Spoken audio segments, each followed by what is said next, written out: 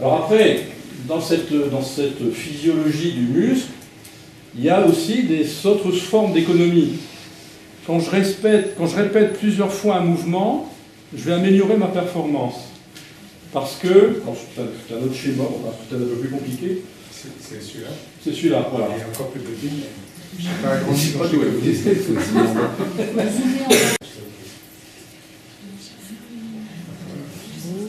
Ah, voilà. Donc c'est un très bon ouvrage de biomécanique de M. Klein, je vous recommande, c'est dur à lire, mais bon, c'est très instructif quand même. Donc quand on répète ici des sollicitations successives dans le tissu conjonctif, justement, la courbe se déplace, c'est-à-dire qu'on obtient un déplacement équivalent dans les trois situations pour une énergie bien moindre. On améliore notre élasticité efficace, on va dire. Mais en faisant ça, on augmente la pente, c'est-à-dire ce qu'il appelait ici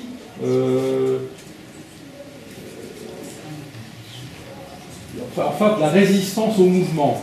Hein, la résistance au mouvement va augmenter, ce qui fait qu'on va aboutir à la fin du geste à plus de résistance, c'est-à-dire une protection pour ne pas aller trop loin. Si cette pente-là, ce que je peux supposer si cette pente-là n'augmente pas, vous allez rester en oblique comme ça, plus elle est, plus vous risquez d'aller loin dans le déplacement. En fait, c'est là où l'articulation se déboîte. C'est l'hypothèse de travail, enfin, je vous laisse réfléchir à ça.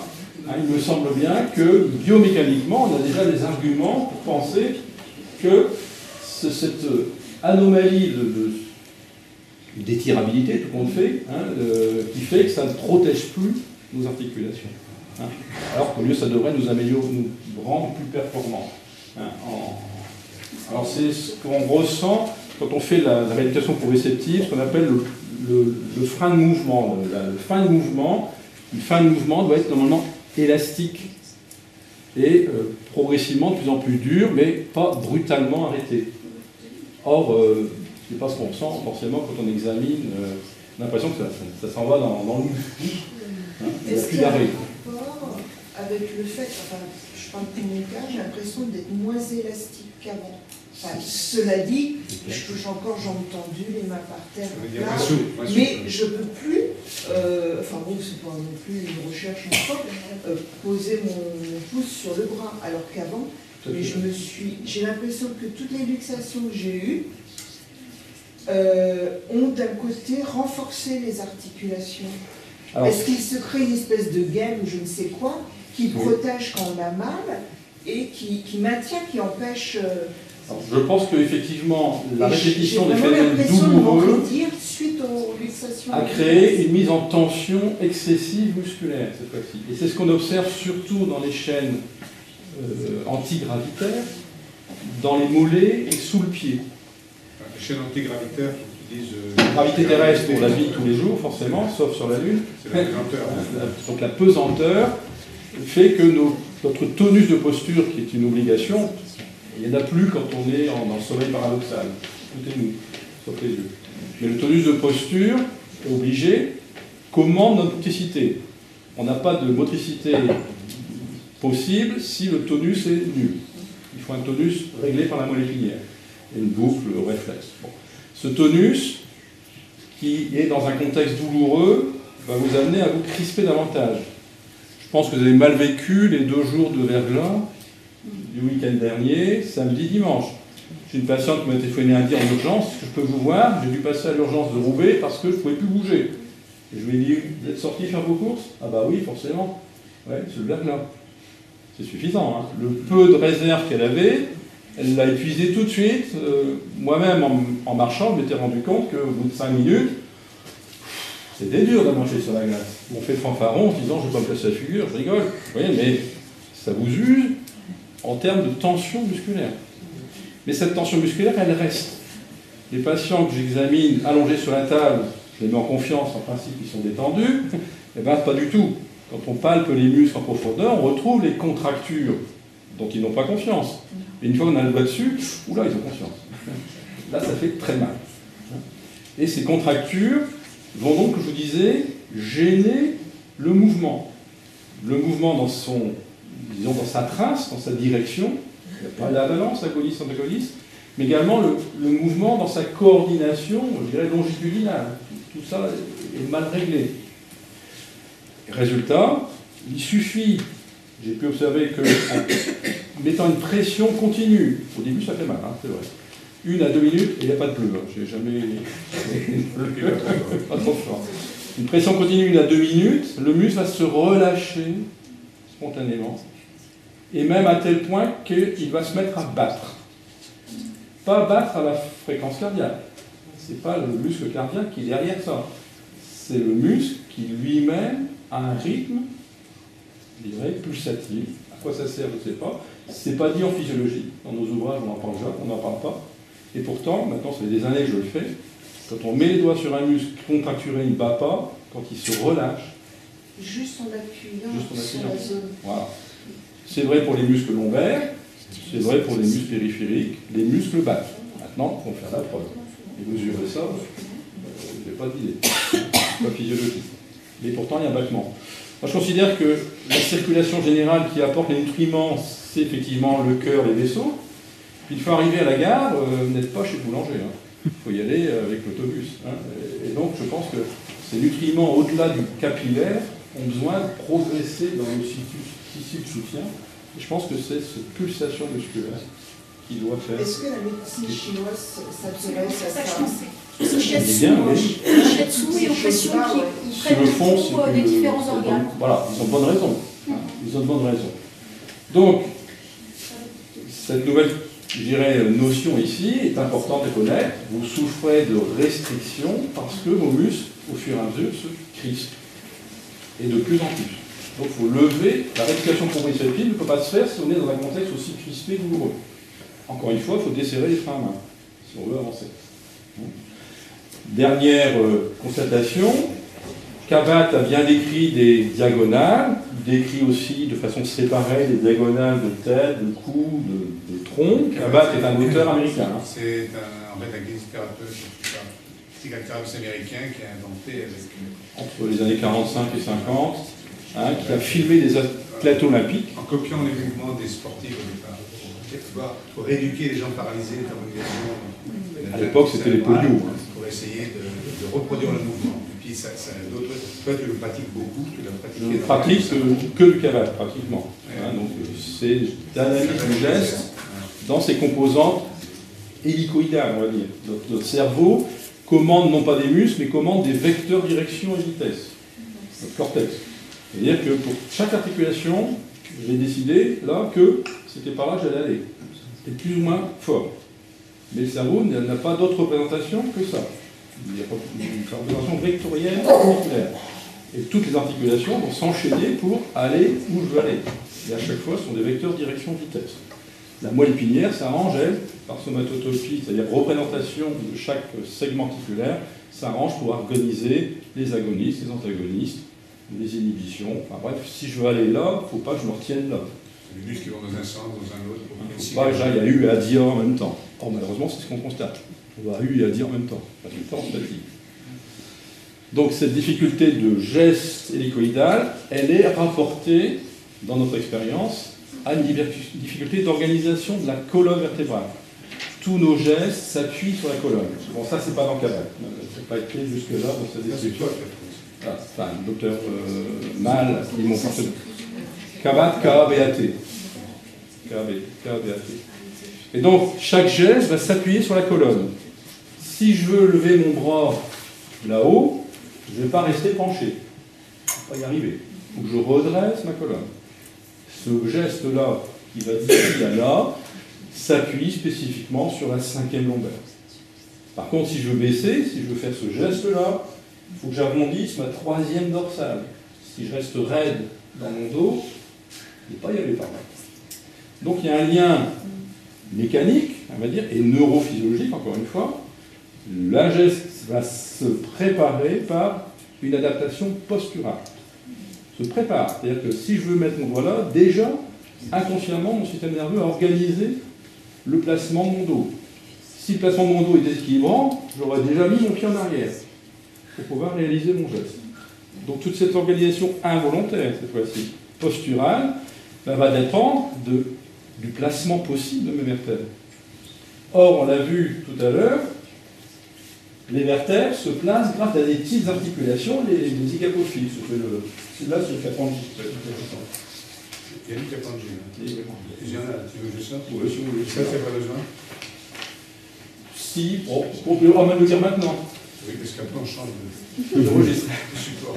Le pied, c'est très complexe. Ça supporte des charges qui peuvent aller jusqu'à 12 fois notre poids, si possible sans casser, grâce à un système d'arches qui sert, encore une fois, d'amortisseur de l'énergie cinétique que j'ai pu emmagasiner dans ma force musculaire.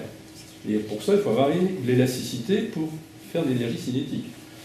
Cette arche agit en fait dans différentes directions. Il y a deux arches connues, une transversale ici et une longitudinale. En fait, c'est un mariage, encore une fois, dans les trois plans de l'espace, de mobilité du pied. S'il y a cette fameuse corde plantaire, l'amortissement ne va pas être génial non plus, puis ça va être douloureux.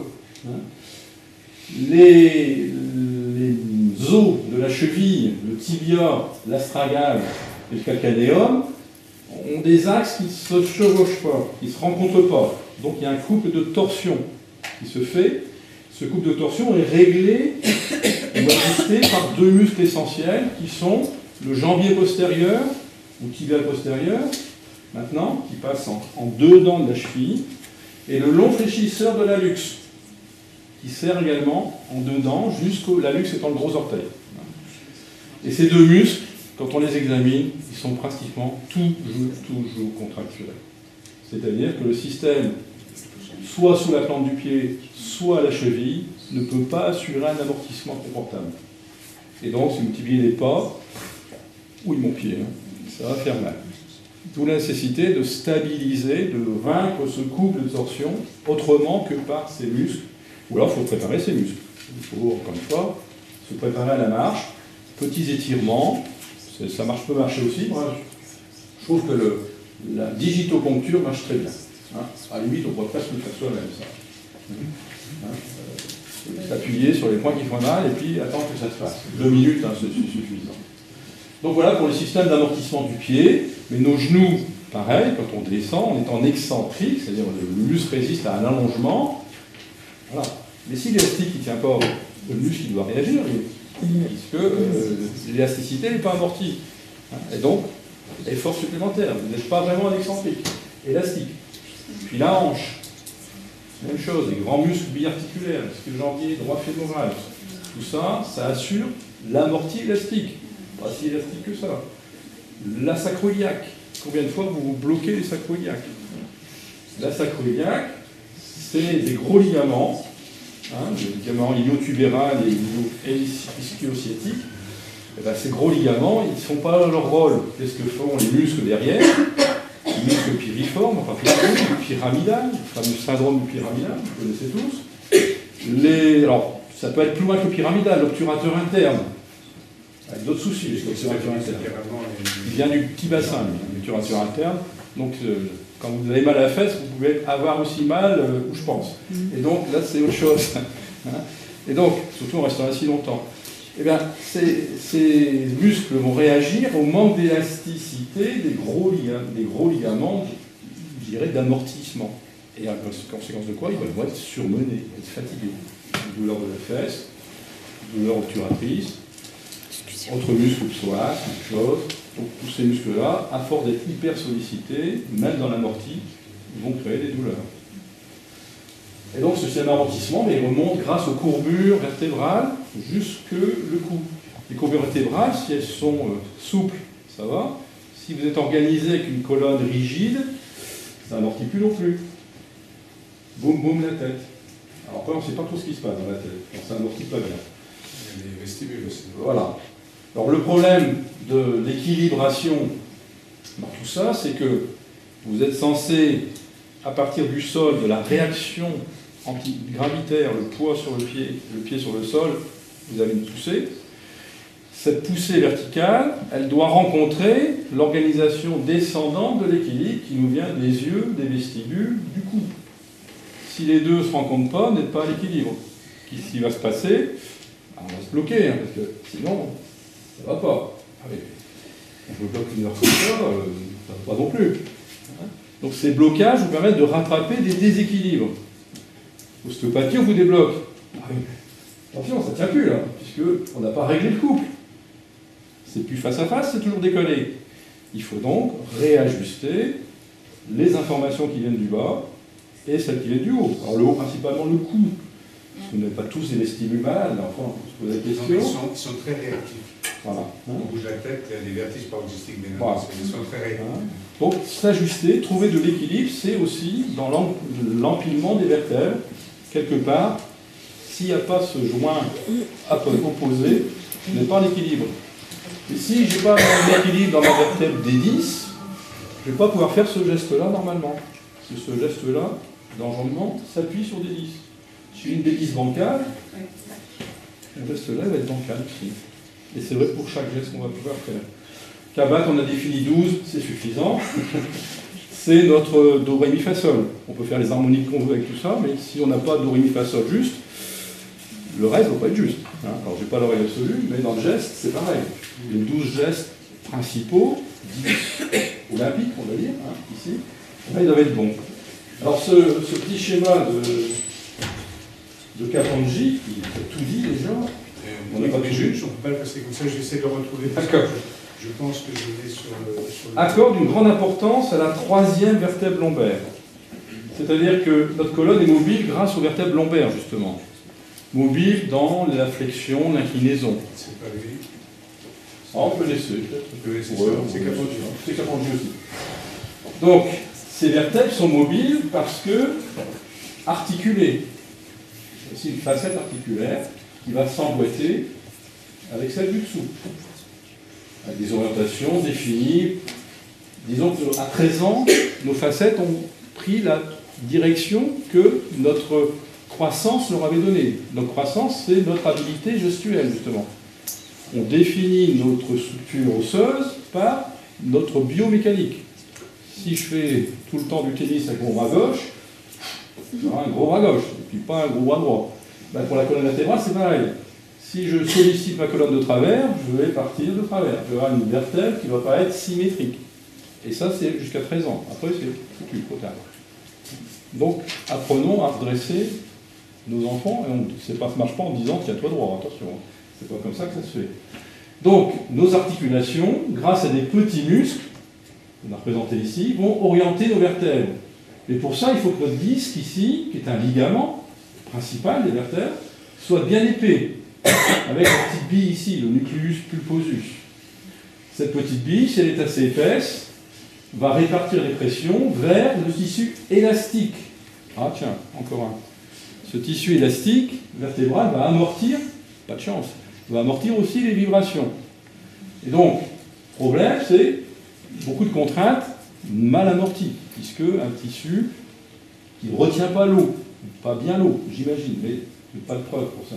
C'est sûr, mais on l'a même radiologiquement. Le nombre de fausses discos qui sont diagnostiqués. L'eau, c'est 85% pour un disque, normalement. Or, on vieillit en déshydratant nos disques. Ils perdent l'eau, ils perdent la hauteur. Comment hydrater un disque? C'est le professeur Soyer de Charleroi qui a imaginé, je pense qu'il a raison, un système, j'en viens à la moule, tiens. Dans un disque, il n'y a pas de vaisseau. Disque sain. Un disque cicatriciel, il y a des bourgeons cicatriciels, il y a des vaisseaux. Et des nerfs, pas de chance. Parce que dans un disque sain, il n'y a pas de nerfs non plus. Donc un disque ne doit pas faire mal, normalement. Sain. Pas de chance s'il est cicatriciel. Donc ce disque sain, riche en protéines hydrophiles, il ne se remplit d'eau comme l'éponge que si on lâche la pression. Si on laisse la pression sur l'éponge, elle ne va rien absorber. Donc lâchez la pression. Et puis cette eau, il faut la renouveler. Remettez la pression. Et relâchez la pression. Et ce système de la pince ouvrante. Il y a là un bras de levier, un pivot.